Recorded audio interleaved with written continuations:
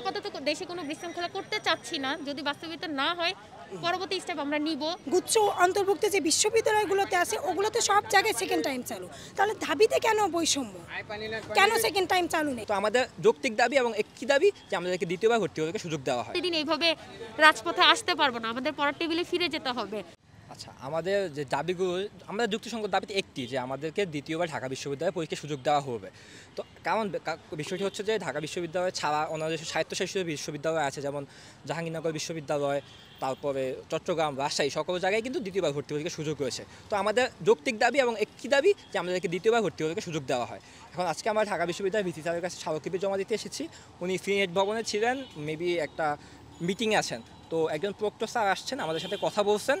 উনি আমাদেরকে বলছেন যে আমাদের দাবিটা ন্যায্য দাবি, এবং ওনারা এই আগামী যে শিক্ষাবর্ষে যে নতুন ভর্তি পরীক্ষা কার্যক্রম চালু হবে তার আগেই এটা নিয়ে চুলচাপা বিশ্লেষণ করবেন এবং এটা নিয়ে বসবেন।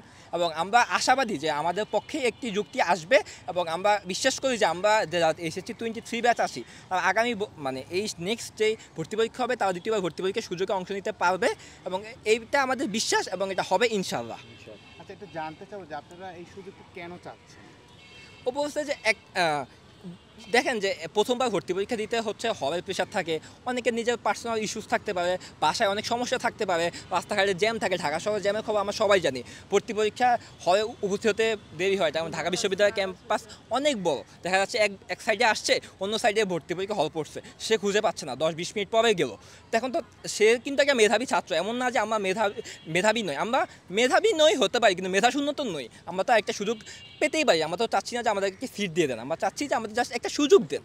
তো এটা তো আমাদের একটা যৌক্তিক দাবি, সব কিছুতেই সুযোগ হয়। আমরা ছোটোবেলা থেকে পড়ে আসছি সেই রবিনসনের গল্প, যে 7বার একটা মাকড়সা, মানে একটা মাকড়সা 7বার চেষ্টা করার পর জয় করেছিল। তা আমরা কি একটা সুযোগ পেতে পারি না? এটা কি আমাদের ন্যায্য দাবি না? তো অবশ্যই এটা আমাদের ন্যায্য দাবি, আমরা সেই দাবির জন্যই এখানে এসেছি, এবং এটাই আমাদের দাবি। সেক্ষেত্রে কি আপনাদের কোনো আশ্বাস দেওয়া হয়েছে যে এতদিনের ভিতরে আপনাদের? আমাদেরকে এটা বলা হয় না যে এত দিনের ভিতরে, তবে আমাদের বলছে যে নেক্সট যেই ভর্তি পরীক্ষার জন্য যে সার্কুলার দিবে তার আগে এটা নিয়ে বসা হবে, তার আগে নিয়ে এটা নিয়ে কথা হবে। যদি আপনাদের দাবিটা মেনে না নেওয়া হয় সেক্ষেত্রে আপনাদের পরবর্তী পদক্ষেপ? আমরা অবশ্যই, যদি দাবি মেনে না হয় তাহলে আমরা বৃহত্তর কর্মসূচির দিকে যাবো ইনশাআল্লাহ। সেক্ষেত্রে কি শুধুমাত্র আপনাদের সাথে ঢাকার স্টুডেন্টরা রয়েছে নাকি আপনাদের? না, আমার কথা হচ্ছে যে প্রায় দেখেন লক্ষ লক্ষ স্টুডেন্ট কিন্তু SSC পরীক্ষা দিয়েছে, সবাই তো পাবলিক বিশ্ববিদ্যালয়ে ভর্তি হতে পারেনি। তো সারা বাংলাদেশেই সবাই আছে, এবং বৃহত্তর কর্মসূচিতে অবশ্যই সারা বাংলাদেশ থেকে সবাই আমাদের কাছে আসবে, এবং সবাই কর্মসূচিতে অংশগ্রহণ করবে। একটু আপনার পরিচয়টা দিন। আমি মোহাম্মদ তৌফিক Imroz, Dhaka residential model college HSC 23 batch. আমাদের দাবি একটাই, যে দাবিতে সেকেন্ড টাইম চালু হোক। অন্য বিশ্ববিদ্যালয়, জাহাঙ্গীরনগর বলেন, রাজশাহী ইউনিভার্সিটি বলেন, গুচ্ছ অন্তর্ভুক্ত যে বিশ্ববিদ্যালয়গুলোতে আছে ওগুলোতে সব জায়গায় সেকেন্ড টাইম চালু, তাহলে দাবিতে কেন বৈষম্য, কেন সেকেন্ড টাইম চালু নেই? সেই দাবিতেই আমরা মূলত আজকে অবস্থান করছি। এখন আমরা দেখি কি করা যায়, সব আলোচনা। উনি যে কথাটা বললো সেই কথার প্রেক্ষিতে মনে হচ্ছে ইম্পসিবল, বাট আমরা আশা রাখবো যে এই বছর থেকেই হচ্ছিল আমাদের ঢাবিতে সেকেন্ড টাইম চালু হবে। এটা সকল স্বায়ত্তশাসিত সব বিশ্ববিদ্যালয় আছে, জাহাঙ্গীরনগর, চিটাগং, রাজশাহীতে, এমনকি ঢাকা ইউনিভার্সিটি যখন থেকে মানে শুরু হয়েছে ওই সময়তে ছিল 13-14 সাল থেকেই মূলত এটা বন্ধ করা হয়, যেটা একটা বৈষম্য স্টুডেন্টের উপরে। কেন আমরা একবার সুযোগ পাবো, যদি দ্বিতীয়বার ভর্তি পরীক্ষার সুযোগ এতটাই বাজে হয় তাহলে কেন এখনও আছে? মেডিকেলে আছে, অন্যান্য স্বায়ত্তশাসিত বিশ্ববিদ্যালয় আছে, যদি বাজে হয় তাহলে সব থেকে সরাই দেন। আর এবং এটা আমাদের অধিকার শিক্ষা। ভাবেন যদি সেকেন্ড টাইম দেওয়া না হয়, এটা কারণটা কী হতে পারে? এটা কারণটা হচ্ছে বিভিন্ন স্টুডেন্টদের বেসরকারি বিশ্ববিদ্যালয়ের দিকে ঝুঁকে দেওয়া। সবাই এটা পারেও না, এবং এটা সত্যি বলতে একদিক থেকে স্টুডেন্টদের থেকে তাদের যে মৌলিক অধিকার শিক্ষা তা কেড়ে নেওয়া হচ্ছে। এটা একটা বৈষম্য। এটুকুই। যদি না মেনে নেওয়া হয় সেক্ষেত্রে কি আপনারা কোনো ধরনের কর্মসূচি? আমরা আপাতত শান্তিপূর্ণ অবস্থান কর্মসূচি পালন করছি, এবং আমরা বিশ্বাস করি স্যাররা ইনশাল্লাহ মেনে নেবে। এর আগেও তো আমরা আসলে ঢাবিতে দেখেছি যে শিক্ষার্থীরা এসেছিল, এবার যে এসেছে আসলে এবার কেমন দেখলেন, তারা আসলে কেমন আশ্বাস প্রদান করলেন? ইনশাল্লাহ আগেরবারের থেকে এখন অবস্থা আগের থেকে অনেক বেশি ভালো। এমনকি নতুন ভিসি আসছে, যার সাথে এমন না যে আজকের প্রথম দিন, আমরা যারা কেন্দ্রীয় পর্যায়ে ছিলাম আমরা অলরেডি তার সাথে একবার দেখা করেছি, তার সাথে শুভেচ্ছা বিনিময় করেছি, এবং সেকেন্ড টাইম নিয়ে তাকে অবগত করেছি। সে যথেষ্ট নরম একটা মানুষ, আশা করি সে আমাদের জিনিসটা বুঝতে পারবে। এটা যৌক্তিক দাবি, এবং যৌক্তিক দাবি ইনশাল্লাহ মানা হবে।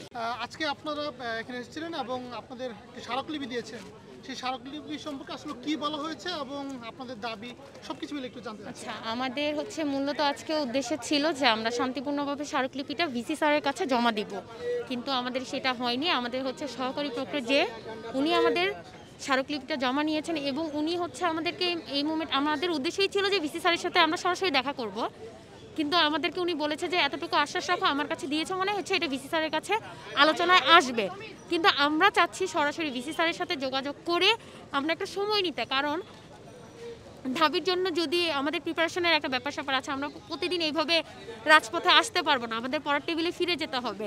তো আমাদের দাবিটা হচ্ছে ঢাবিতে সেকেন্ড টাইম যাতে চালু হয় এবং এটার আমরা দ্রুত একটা ফলাফল চাচ্ছি। আমরা চাচ্ছি যে ঢাবির যে দ্বিতীয় মানে অ্যাডমিশনের যে নেক্সট 24-এর সার্কুলারটা দিবে সেই সার্কুলারের আগে আমরা একটা ফলাফল চাচ্ছি। পজিটিভ নেগেটিভ এটা ওনারাই দিবে আমরা জানি না, কিন্তু ইনশাল্লাহ আমরা পজিটিভ ফলাফল আশা করছি। এখন আমরা এটাই আমরা ওনাকে বলেছি বারবার যে আমাদেরকে সময় দিন, আমাদেরকে সময়টা জানান, কিন্তু উনি আমাদের বলেছে যে এখন সময় জানানোর উনি কেউ না, তাই এখন আমরা চাচ্ছি যে আমরা আবারও এখন ভিসি স্যারের সাথে সরাসরি কথা বলতে চাচ্ছি, কারণ আমাদেরকে সময় জানতে হবে। আমরা এইভাবে মাসের পর মাস রাজপথে থাকবো না, আমাদের পড়াশোনার টেবিলে ফিরে যেতে হবে, কারণ ঢাবির প্রিপারেশন আমাদেরকে সেইভাবেই নিতে হবে। এখন হচ্ছে আমরা চাচ্ছি যে স্যারের সাথে যদি আমরা দেখা করতে পারি, স্যারের কাছ থেকে আমরা একটা সময় নিব, স্যার আমাদের যাতে এতটুকু আশ্বাস দেয় এতটুকু সময়ের মধ্যে তোমাদের বিষয়টা নিয়ে আলোচনা হবে। এখন আমরা এটাই আশা। এর আগে আমরা জানি যে আমাদের একটা মানে সরকার যে ছিল, স্বৈরাচারী সরকার ছিল, তখনও কিন্তু স্বায়ত্তশাসিত বিশ্ববিদ্যালয়টা না তারা তাদের ইয়েতেই নিয়ে মানে আন্ডারে করে ফেলছিল। তো বিভিন্ন দাবিগুলোকে ঢাবিতে 2014 সালেও সেকেন্ড টাইম ছিল, কিন্তু তখনকার পরে কিছু আলোচনার মাধ্যমে হচ্ছে এই সেকেন্ড টাইমটা বন্ধ করা হয়েছে। এরপরে আমাদের 2022 সালে ভাইয়ারা এই আন্দোলন করেছিল, সেখানেও এখানে অনেকভাবে বাধা দেওয়ার মাধ্যমে বিভিন্ন যৌক্তিক তারা দেখিয়ে এই সেকেন্ড টাইমটা বন্ধ করছে। কিন্তু আমরা এখন বিশ্বাস করি যেহেতু ঢাবি থেকে বৈষম্য বিরোধী আন্দোলনের ডাক শুরু হয়েছে, আমরা বিশ্বাস করি ঢাবি আমাদের সাথে এই বৈষম্য করবে না। স্বায়ত্তশাসিত 3টা বিশ্ববিদ্যালয়ে আপনার সেকেন্ড টাইম আছে, শুধুমাত্র ঢাবিতে নাই। আমাদের যদি আমরা দেখি বাহিরের যে বিশ্ববিদ্যালয়গুলো ইন্টারন্যাশনাল, অক্সফোর্ড, হার্ভার্ড, এখানেও আপনার হচ্ছে সেকেন্ড টাইম আছে, তাহলে কেন ঢাবিতে সেকেন্ড টাইম থাকবে না? আর যেহেতু বৈষম্য নিয়ে আমাদের নতুন বাংলাদেশ গড়তিছে, বৈষম্য দূর করার কথা বলা হয়েছে, আমরা আশাবাদী সর্বপ্রথম বৈষম্য ঢাবিতে সেকেন্ড টাইম দিয়ে এখানে বৈষম্য দূর করা হবে। যদি বাস্তবায়িত না হয় সেক্ষেত্রে কোনো কর্মসূচি যাবে?